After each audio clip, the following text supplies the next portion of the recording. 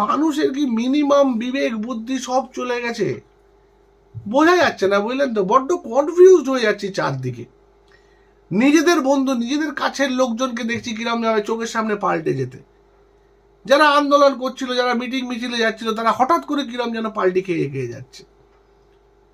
অদ্ভুত একটা পরিবেশ তৈরি হয়েছে।